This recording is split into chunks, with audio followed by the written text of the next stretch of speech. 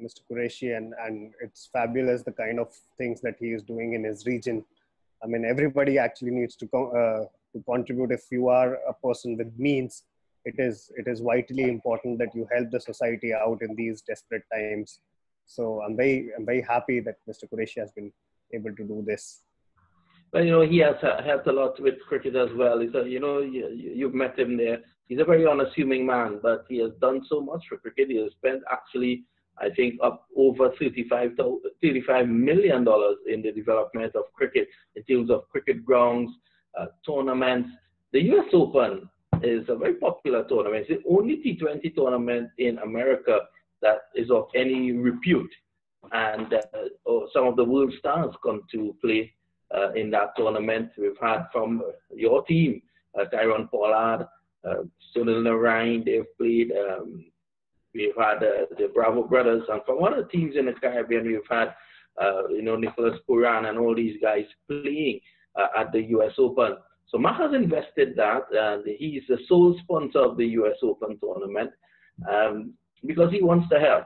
And it has been a rough time for him, not financially, but it has been a rough time for him emotionally as well, because he wants to go out there, he wants to help. Just recently, before the COVID struck, he bought 1,000 bats just to give away. So when you're getting aid now from Cricket Council USA and MAQ Foundation, you're also getting a bat with it. How about that?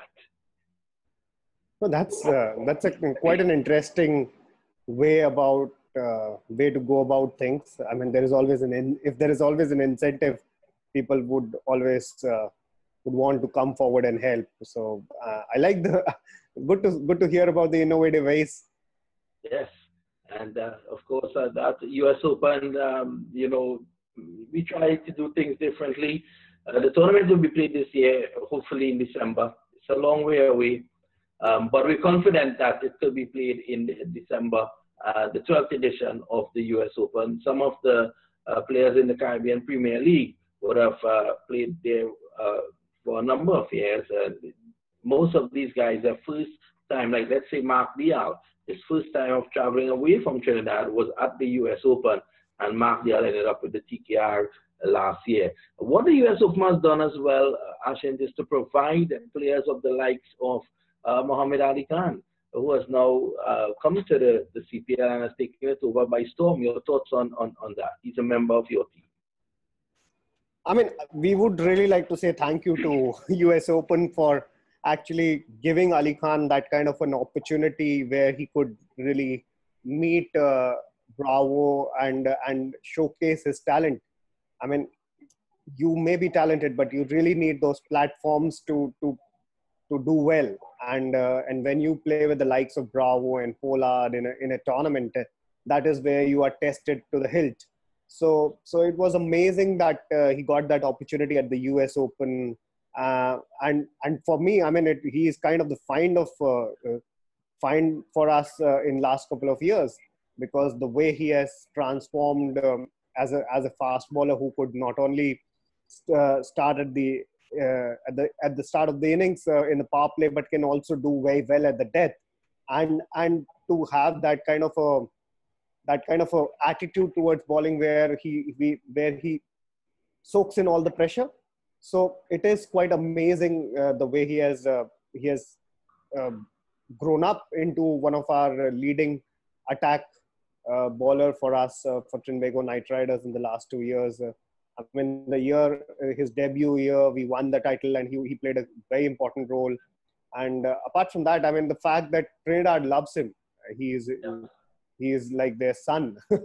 So, I mean, I read one of your stories that he is looking forward to playing for TNT in other formats of the sport as well.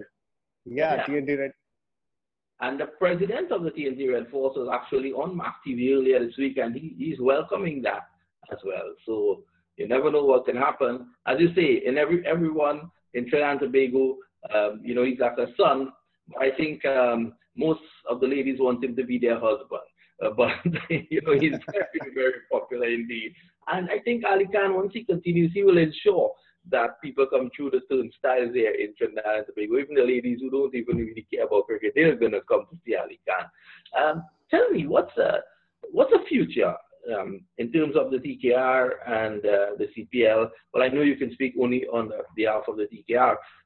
For good talent coming out of America, like Ali Khan, we have other good talent like Zishan Qureshi, Mac's son. He, he was spotted by Ghana Amazon Warriors. He was taken just into their training team for 2 years.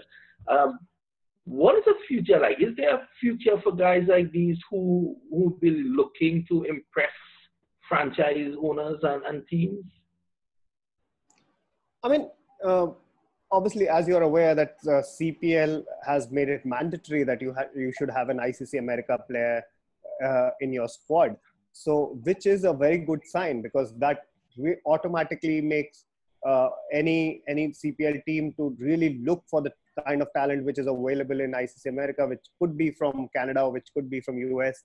I mean, Hamza Tariq was with us for quite a while, and then Ali Khan came into the scheme of things, and at one point of time we had both. So we valued the ICC America so much that we had two players from the region. So I mean, there is a massive scope for everybody who's playing cricket there. The world is keeping an eye on from even the associate nations. I mean, Rashid Khan's story is a. I mean, he played from a country where nobody actually thought that cricket would be there, but to rise up from there and become IPL's #1 bowler.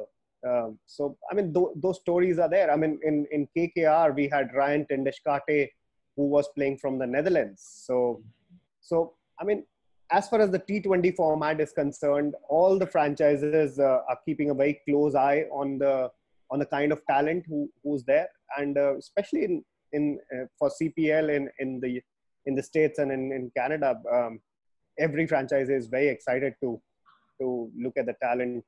And the great thing is that because of the proximity to America, I mean, the players have actually played a fair bit of cricket in Trinidad or in other Caribbean countries. So which is a good factor, because they know the conditions already. So which really helps. Like in TKR's case, I mean, Ali Khan was earlier with another franchisee, but he had already come to Trinidad to play a certain level of cricket, which really worked for him because he knew the conditions very well, and it didn't take him long to acclimatize to the whole atmosphere of the country.